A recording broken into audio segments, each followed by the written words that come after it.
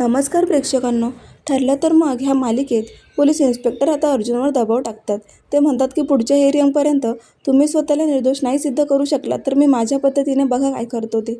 तुम्हाला तुमची सनद आहे ना ती रद्द करून दाखवेल. त्याच वेळेला अर्जुनला खूप टेन्शन आलेलं असतं. पुढे आता बाहेर इकडे काही पत्रकार आणि मीडियावाले अख्ख्या सुभेदार कुटुंबाला घेरतात आणि नको ते प्रश्न विचारू लागतात.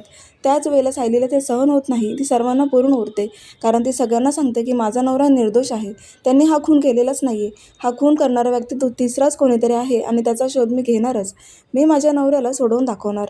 अर्जुन सुभेदार निर्दोष आहे. कारण ते लोक म्हणत असतात की अर्जुन सुभेदार यांना फाशीची शिक्षा सुनावायला पाहिजे. आणि त्याच वेळेला सायली सगळ्यांचं तोंडच बंद करते. पण प्रिया म्हणते की सायली आता तू कितीही प्रयत्न कर, तू नाही तर रविराजसुद्धा अर्जुनला सोडवू शकणार नाही आहेत. पण अख्खं सुभेदार कुटुंब अश्विनसुद्धा आता त्यांच्यामध्ये मिसळलं आणि सगळेजण आता अर्जुनला सोडवण्यासाठी प्रयत्न करणार आहेत. तेव्हा आता पाहायला विसरू नका. ठरलं तर मग अशाच डेली प्रोमोसाठी चॅनलला नक्की सबस्क्राईब करा. धन्यवाद.